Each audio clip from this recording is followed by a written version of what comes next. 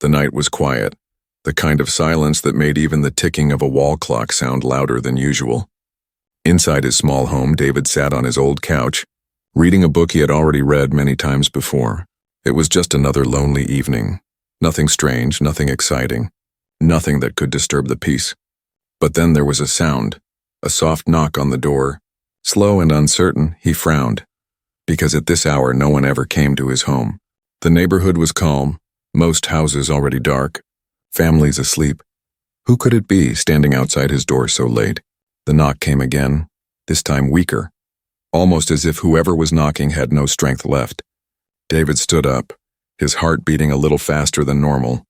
Something about the sound felt unusual, desperate, not like a neighbor asking for sugar, or a child playing a prank. He walked to the door and pressed his ear close. Listening carefully, for a moment there was only silence. Then a trembling voice whispered, "Please, I only have $3. Let me shower at your home, human." David froze. The voice was not normal, not fully human. There was a strange echo in it, a softness mixed with pain. His hand trembled on the doorknob. Was it a trick, some kind of scam? Or something far worse? He opened the door slowly. Just enough to peek outside. What he saw made his breath catch in his throat. Standing in the dim yellow glow of the streetlight was a woman, but not like any woman he had seen before. Her skin had a pale bluish tone under the dirt and grime. Her eyes were larger than human eyes, glowing faintly like broken stars. Her hair, tangled and messy, seemed almost metallic under the light. Silver but dulled with dust, her clothes were torn and stained, her shoes broken, her face tired and hollow. She clutched 3 crumpled human dollar bills in her shaking hand. Tears mixed with the dirt on her cheeks as she looked at him with pleading eyes. "I can pay," she said weakly. "I only need water, just a shower. Please." David's throat went dry. He had heard rumors about aliens wandering Earth, some stranded, some running from hunters, some abandoned by ships that never returned. But never had he seen one this close. Never had one stood at his door, begging for something so simple, so human. Every part of him screamed caution. What if she was dangerous? What if someone followed her?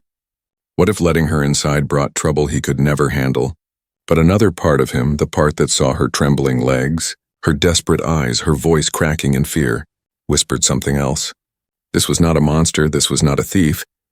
This was someone broken, tired and needing kindness. For a long moment, the two just stared at each other. The night air was cold, the crickets silent, as if even the world held its breath. Finally, David spoke, his voice low, careful. "Why my house?" he asked. "Why here?" The alien woman swallowed hard, her lips trembling. "Because you are the only one who opened the curtain when I passed. The others closed their windows. I thought, maybe you would not shut me out." Her words cut deeper than David expected. He imagined her walking the streets, knocking on doors, faces turning away, curtains closing, lights switching off, $3 in her hand, worth almost nothing, yet she carried it like it was her last hope. He looked at the bills, then at her dirty hands, then at her eyes, which seemed ready to collapse into tears. Still, he hesitated. Inviting her in meant stepping into something unknown, but leaving her outside meant watching someone suffer while he had the power to help. The suspense pulled tight in his chest like a rope. One decision, one moment could change everything. "Wait here," he finally said, his tone sharp but not cruel.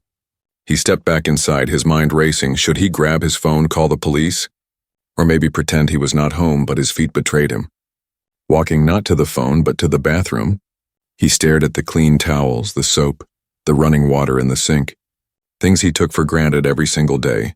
Things this woman saw as priceless treasures. His heart thudded as he returned to the door. The alien woman still stood there, her shoulders sagging as though she expected rejection. But David opened the door wider this time. "Come in," he said, his voice quieter than he wanted it to be. The alien gasped softly. Clutching her $3 tighter, her eyes widened, shimmering with something between relief and disbelief. She stepped inside, each movement slow, cautious, as if she expected the ground to vanish beneath her feet. The air in the house felt heavy, filled with tension and mystery. David closed the door behind her, his thoughts swirling. He had no idea what he had just invited into his life.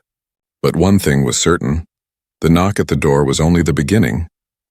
The door clicked shut behind them, and for a moment David simply stood there, watching the strange woman who had stepped into his quiet world. She looked around nervously, her glowing eyes darting from the couch to the walls, as if expecting someone to jump out at her.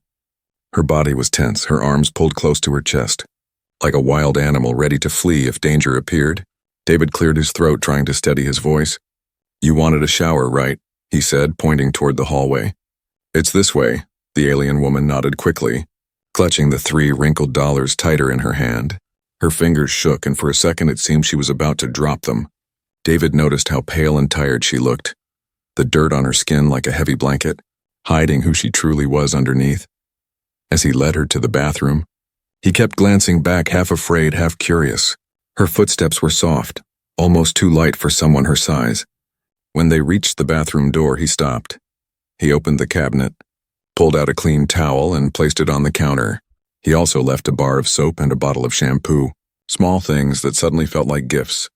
"There's hot water," he explained, his voice careful. "You can lock the door if you want. I'll be in the other room." For the first time, her lips moved into something close to a smile, weak and trembling but real. "Thank you," she whispered, her voice carrying both fear and relief. She stepped inside, closed the door, and soon David heard the sound of running water. At first, the sound was normal, the kind of sound he had heard every day of his life, but tonight it was different. Tonight, the sound of water meant survival. It meant safety. It meant trust inside the bathroom. The alien woman let the warm water run over her body. She closed her eyes, and tears mixed with the stream as layers of dirt washed away. Dark streaks of mud and dust slid down the drain, revealing bruises and scars across her strange blue skin. Some were fresh, still raw and painful. Others were old, reminders of battles she had fought long before coming here. She touched the bruises softly, whispering words in her own language. Words David could not hear. Her hair loosened under the water, silver strands shining faintly, no longer hidden by grime. For the first time in months, maybe years, she felt clean. The heat of the water wrapped her body, soothing her bones, giving her a brief escape from fear. Outside, David sat on the couch, restless. His mind raced with questions. Who was she really? Where did she come from? Why was she here alone with only $3? And most of all, who was chasing her? Every second the water ran, his curiosity grew stronger, yet he also felt something else building inside him. A quiet sense of responsibility. She had come to him for help, and he had opened his door. Now her safety, at least for tonight, rested in his hands. After a long while, the water stopped. The house grew silent again, and David waited. Finally, the bathroom door opened slowly, and the alien woman stepped out, wrapped in the towel he had given her. Her hair was wet, glowing faintly under the ceiling light. Her skin free of dirt, though still marked by scars. She looked younger now, fragile but also strangely graceful. Her glowing eyes were softer, less wild, but still filled with caution. She held the $3 in her hand again, extending them toward David. "This is all I have," she said, her voice quiet but steady. "You gave me water. You gave me dignity. Please take it." David looked at the crumpled bills but didn't reach for them. The sight of her offering the money felt wrong, almost insulting. It wasn't about money. Not anymore. It was about kindness, about being human. "Keep it," he said firmly, shaking his head. "You need it more than I do." Her eyes widened slightly, as if she could not believe his words. She lowered her hand slowly, clutching the money back to her chest. For a moment, silence filled the room, broken only by the soft dripping of water from her wet hair. David stood up, walked into the kitchen, and returned with a plate of bread and a bowl of warm soup. "You should eat," he said, placing them in front of her. Her hands trembled as she reached for the food. The first bite made her close her eyes, as though she had forgotten what warmth tasted like. Tears rolled down her cheeks again, but this time they were not only from pain but from relief. As she ate, David sat across from her, watching quietly. He didn't press her with questions, not yet. He knew the time would come when she would have to explain everything, but for now the simple act of eating, of being safe, was enough. Outside the window, the night remained silent, but in the shadows of the street, a pair of eyes watched the house carefully. The alien woman did not know it yet, and neither did David. But danger was already closer than they could imagine. The first shower had given her peace, but it had also lit a signal to those who were hunting her. The soup bowl was empty, and the breadcrumbs were scattered across the table. The alien woman sat quietly, holding the towel around her shoulders. Her glowing eyes lowered as if she feared meeting David's gaze. The silence between them stretched, heavy and fragile, filled with unspoken questions. David leaned back in his chair, his arms folded, studying her carefully. She looked different now. No longer just a dirty stranger at his door, she was still mysterious, but also human in a way he had not expected, broken and tired yet alive. Finally, David spoke, his voice gentle but firm. "You can't stay silent forever," he said. "You need to tell me who you are and why you're here." The alien woman's hands tightened on the towel. Her lips trembled. For a long moment she seemed ready to remain silent, to keep her secrets locked away. But then she sighed, as if the weight of her silence was heavier than the fear of telling the truth. "My name is Solari," she whispered, her voice low, her eyes lifted slowly, meeting David's for the first time. "I came here because I had no choice." David leaned forward, his curiosity pulling him closer. "No choice," he repeated. "What do you mean?" Solari swallowed hard, her glowing eyes dimming with sadness. "My people. We were brought here by force, not for peace, not for friendship, but for trade." She hesitated, her fingers clutching the towel tighter. "They sell us," she said bitterly. "We are bought and used like tools, like animals, like things without worth." David felt his chest tighten, the words hitting him harder than he expected. He had heard rumors of alien slavery, whispered stories on the news, dismissed by many as propaganda or lies, but now he was staring at living proof, sitting at his table, her scars telling stories her voice could barely speak. "I worked in factories," Solari continued, her voice trembling. "Hot, endless work, no food, no rest, always under the eyes of guards. If you stopped, they struck you. If you cried, they laughed. We were not allowed to dream, not allowed to hope." David clenched his fists, anger rising inside him. He could see the pain in her eyes, hear it in her voice, feel it in every scar she carried. "And you escaped?" he asked quietly. Solari nodded slowly. "Yes, I ran. I ran with nothing. I ran with only the clothes on my back and $3 I found on the ground. They chased me, they always chase us, but I hid, I kept running. I told myself if I could just find water, if I could just be clean again, I would feel alive." Her voice cracked, and tears rolled down her cheeks. David's heart twisted at the sight. This wasn't just a story of survival. It was a story of someone stripped of everything, someone clinging to the smallest scraps of dignity. "I thought no one would help me," she whispered. "I thought humans would turn away, just like the others did tonight. When I knocked, they closed their windows. They shut me out. I almost gave up." Her voice broke into a sob. "But then, you opened your door." David didn't know what to say. His mind swirled with questions, anger, pity, and fear. He wanted to comfort her, but also needed answers. "Solari," he said softly, "if they're chasing you, if they're hunting you, then they'll come here. Won't they?" Solari's glowing eyes widened in fear. She looked around the room as if expecting shadows to come alive. "They never stop," she whispered.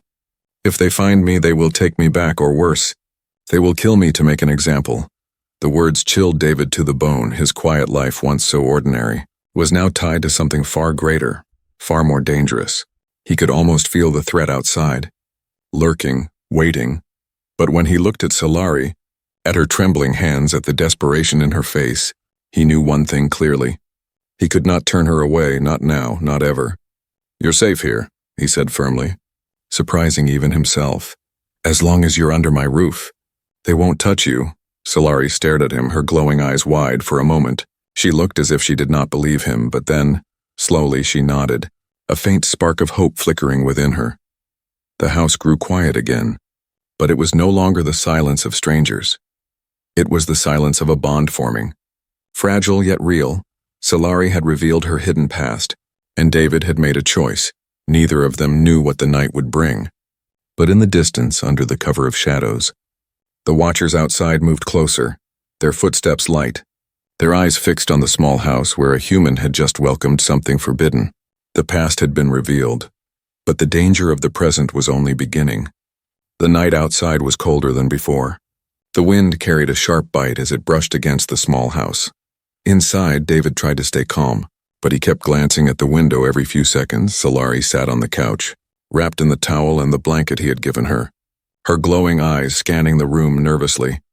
Even in safety, her body was tense, as if her spirit expected chains to fall on her shoulders at any moment. David stood and pulled the curtain back slightly, his heart skipping a beat when he thought he saw movement across the street. It was only for a second, a shadow slipping behind a tree, but it was enough to set his nerves on fire. He let the curtain fall quickly, his throat dry. "They're here, aren't they?" he whispered. Almost to himself, Solari's face went pale. Her glowing eyes widened with fear. "They always find us," she said softly, her voice cracking. "They track us like animals. They never stop." David clenched his fists, anger replacing his fear.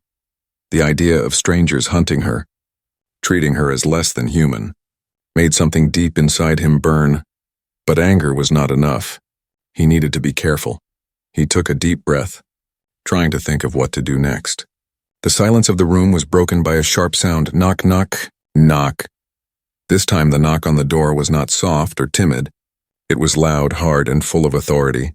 Celery jumped, clutching the blanket tighter, her whole body trembling. David's heart pounded in his chest. He moved toward the door slowly, every step heavy with tension. "Stay quiet," he whispered to Solari, holding his hand up. She nodded quickly, pressing her lips together to stop them from shaking. The knock came again, louder, impatient. Then a voice followed, deep and cold. "We know she's in there. Open the door, human." David froze, the words stabbing through the silence of the night. They knew. They weren't guessing. They knew she was here. He looked back at Solari. Her glowing eyes filled with terror. Her lips moved, but no sound came out. Only a silent plea. David turned back to the door, his mind racing. If he opened it, they would take her. Maybe even hurt him too. If he stayed silent, they might break in. Every choice was dangerous, every second stretched into forever. The voice outside spoke again, sharper this time. "You have something that doesn't belong to you. Hand her over, and we will let you live." David's jaw tightened, fury burning inside him. She wasn't a thing. She wasn't property. She was a person. He turned away from the door, walking quickly to Solari. "You need to hide," he whispered urgently. "Now." Solari shook her head, her glowing eyes wet with tears. "They'll find me." "They always do," she whispered. Her voice breaking, David grabbed her hand, pulling her toward the hallway. "Not if I can help it," he said firmly, his voice filled with a determination that surprised even him. He opened the small closet under the stairs, pushing her gently inside. "Stay here, don't make a sound. No matter what happens." Solari hesitated, her hand gripping his arm desperately. "You'll get hurt," she whispered, her voice trembling. David forced a small smile, though his heart was racing. "Maybe. But I won't let them take you." Another knock shook the door, this time so hard the frame rattled. David closed the closet door, leaving Solari in the dark. He straightened his shoulders and walked back to the front. His mind screamed at him to be careful, but his heart told him to stand tall. He placed his hand on the doorknob but didn't turn it. Instead, he spoke loudly, his voice steady. "She's not here. You're wasting your time." A long silence followed, broken only by the wind outside. Then came a low laugh, cruel and mocking. "Humans," the voice sneered, "always so foolish." "Do you think you can hide her from us?" David's blood boiled. But he stayed still. The shadows outside moved, shifting across the window like predators circling prey. He could hear faint footsteps, slow and deliberate, moving around the house. They were checking every side, waiting for a weakness inside the closet. Solari pressed her hands over her mouth, her glowing eyes wide in the darkness. Every creak of the floor, every sound of movement outside, made her heart hammer harder. She wanted to scream, to run, but she remembered David's words. "Stay quiet, don't make a sound outside," the voice returned, sharper, colder. "This is your last chance. Human, hand her over or your house becomes your grave." David closed his eyes for a moment, drawing in a shaky breath. Fear coiled in his chest, but he pushed it down. He had made a choice the moment he let Solari inside. He would not give her up, not now, not ever. The tension in the air grew heavier. The shadows pressed closer. The night itself seemed to hold its breath. The hunters had arrived, and the real battle was about to begin. The house shook as fists pounded against the door. The hunters outside were no longer patient. Their shadows moved like wolves, ready to tear down anything in their path. David's heart hammered in his chest. Every instinct told him to run, but he forced himself to stay calm, to think. He glanced toward the closet under the stairs where Solari was hidden, and whispered under his breath, "Hold on. Just hold on." A sharp crack split the night. The wooden frame of the door splintered. One more hit and it would break. David's eyes darted around the room. Searching for anything he could use, his gaze fell on the back door near the kitchen. It was their only chance. He rushed to the closet and opened it quickly. Solari flinched as light hit her glowing eyes. "They're breaking in," David whispered urgently. "We can't stay here. We have to move." Solari's hands trembled, her body stiff with fear. "They'll catch us," she whispered, her voice cracking. David grabbed her hand firmly, his grip strong. "Not if we move now." Another slam rattled the front door. Dust fell from the ceiling. David pulled Solari toward the kitchen, each step quick and quiet. He unlocked the back door, but before opening it, he peeked through the small window. The alley behind the house was dark and empty. For now, he opened the door slowly, the cold night air rushing in, and guided Solari outside. The wind bit at their skin, carrying the smell of wet earth and smoke. They slipped into the alley, closing the door softly behind them, but they had no time to breathe. A shout erupted from the front of the house, deep and furious. "They're escaping!" Solari gasped. Her glowing eyes wide with panic. David didn't stop. He tightened his grip on her hand and pulled her forward, running into the darkness of the alley. Their footsteps echoed against the walls, quick and desperate. Behind them came the hunters, their boots heavy, their voices sharp. "Don't let them get away." The chase had begun. David led Solari through narrow streets, turning corners sharply, ducking into shadows whenever possible. The city at night was a maze. Dim lights flickered. Trash cans rattled as they brushed past. Solari struggled to keep up, her body still weak from hunger and exhaustion. Her breaths came in quick, shallow gasps, but she didn't let go of his hand. Every step was powered by pure fear and the fragile hope that maybe, just maybe, this human could save her. David glanced back and saw dark figures closing the distance, their glowing eyes burning like coals in the night. They were faster, stronger, and relentless. "We need to lose them," David muttered, pulling Solari into a side alley. He spotted an old fire escape ladder hanging above them, rusted but still sturdy enough. "Climb," he urged. Boosting her up, Solari hesitated, fear flashing in her glowing eyes. "I can't," she whispered. "Yes, you can," David insisted, pushing her upward. "Go. I'll be right behind you." With trembling hands, Solari grabbed the ladder and pulled herself up. Her arms shaking with effort, David climbed after her, his muscles straining. Below them, the hunters stormed into the alley, their voices rising in anger as they saw their prey escaping above. "Faster," David urged. "Don't look down." They reached the rooftop, panting and sweating. The city stretched out before them like a sea of shadows and flickering lights. For a moment, Solari staggered, almost collapsing, but David caught her arm, steadying her. "You're doing great," he whispered, though his own chest burned with exhaustion. The hunters climbed after them, their movements swift and determined. David pulled Solari toward the next rooftop, helping her leap across the narrow gap. She stumbled but made it, and David landed beside her. Behind them, heavy boots clanged against metal as the hunters gave chase. They ran across rooftop after rooftop, hearts pounding, breaths sharp. The night air whipped against their faces. Every leap a gamble, every step a risk, but the hunters never slowed. Their shadows stretched long and dark. One of them shouted, "You cannot hide, human." "She belongs to us," David's jaw clenched, anger flaring. "She belongs to no one," he shouted back, his voice echoing into the night. They reached the edge of a taller building. The gap to the next rooftop was wider. Solari's glowing eyes widened in fear. "I can't make it," she cried. David shook his head firmly. "You have to. Trust me," he took her hand. And together they jumped for a terrifying second. It felt like they would fall, the ground rushing toward them. But their feet landed hard on the rooftop, rolling to absorb the impact. Solari gasped, clutching David's arm, alive, still running behind them. One of the hunters miscalculated the jump and fell with a scream. Crashing into the alley below, the others didn't stop, their fury growing louder, their pursuit stronger. David pulled Solari behind a large metal vent. Crouching low, they pressed close together, breaths ragged, bodies trembling. The hunters' footsteps echoed nearby, their voices sharp and cruel. "Spread out, find them. They can't be far." Solari pressed her hands against her chest, her glowing eyes filled with terror. David placed a finger to his lips, signaling silence. They waited, hidden in the shadows as the hunters moved past, unaware of how close their prey was. Minutes felt like hours, but finally the footsteps faded. Swallowed by the night, David let out a slow breath. His body relaxing slightly, Solari leaned against him, her voice barely a whisper. "You saved me." David shook his head. "We're not safe yet, but as long as I'm here, I won't let them take you." For the first time, Solari smiled, faintly, weak but real. The bond between them had grown stronger in the fire of danger. Together they had escaped the house, escaped death, and escaped fear. But the night was not over, and the hunters would not stop.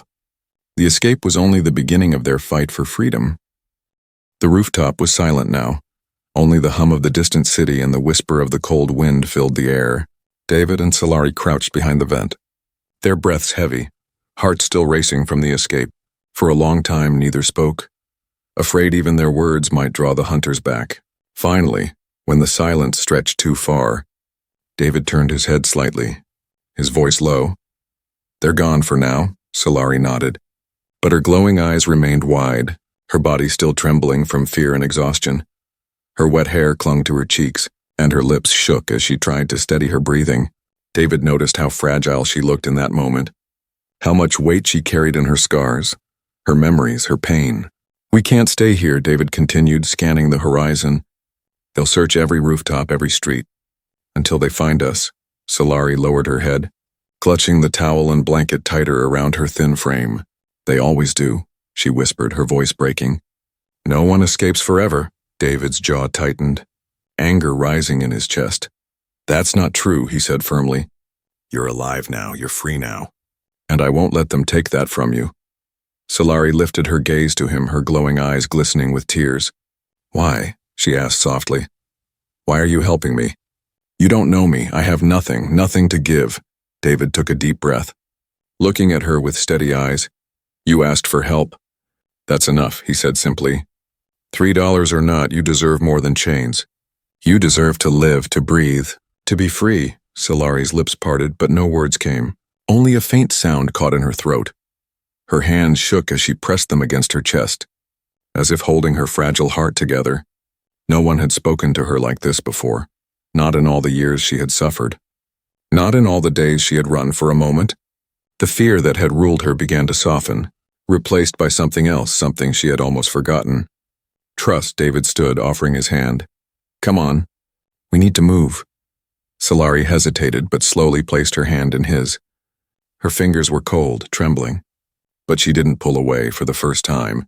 She let someone else guide her without resistance. They crossed the rooftop carefully, jumping down to a lower building, then slipping into the shadows of an alley. The city stretched around them, alive with neon lights and distant voices, but in the narrow streets everything felt quiet. David led Solari into an old abandoned warehouse. Its doors broken, its windows shattered. Inside, the air smelled of rust and dust, but it was shelter, and for now it was safe. Solari sank onto a broken wooden crate, her body weak, her glowing eyes dim with exhaustion. David knelt beside her, pulling his jacket off and wrapping it around her shoulders. "You'll catch cold," he said softly. She looked down at the jacket, then at him, her lips trembling. "Why do you care so much?" she whispered. "Humans don't care about us. They look away. They treat us like shadows, but you—" David interrupted her gently. "Maybe others looked away, but I won't." "I can't." He sat across from her, his voice steady. "You're not a shadow. Solari, you're a person, and no one should live the way you've been forced to live." Tears welled in Solari's eyes again, but this time they were not just tears of pain. They were tears of something warmer. "You don't see me as a slave," she whispered. "You don't see me as a tool." David shook his head, his eyes firm. "I see you as someone worth saving." The words wrapped around Solari like a blanket thicker than any cloth. She felt her chest tighten, her breath hitch, not from fear, but from something she hadn't felt in years. Hope. For the first time she allowed herself to believe that maybe, just maybe, she was safe. She looked at David, studying the lines of his tired face, the strength in his eyes, the warmth in his words. Her lips curved into the faintest smile, fragile but real. "You're different," she whispered. "You're not like the others." David shrugged, but his voice was gentle. "Maybe I'm just human." The warehouse grew quiet again, but it was no longer a silence of fear. It was a silence of understanding, of trust forming between two souls who had every reason to fear but chose instead to stand together. Solari pulled the jacket tighter around herself and leaned back. Her glowing eyes finally soft. David leaned against the wall, exhaustion pulling at him, but his mind remained alert. He knew the hunters would return. He knew they would never give up so easily. But he also knew something else. Something stronger. He wasn't alone anymore. And neither was she. The bond between them had been forged not by chance but by choice. And in that bond lay the strength they would need for what was coming next. Because the night was not finished, the hunters were still searching. And the true test of their trust was about to begin. The first light of dawn touched the broken windows of the warehouse. Painting the dusty floor with pale gold, David stirred from his uneasy rest. His eyes heavy but his mind still alert. Beside him, Solari sat quietly, wrapped in his jacket, her glowing eyes softer now, reflecting the rising sun.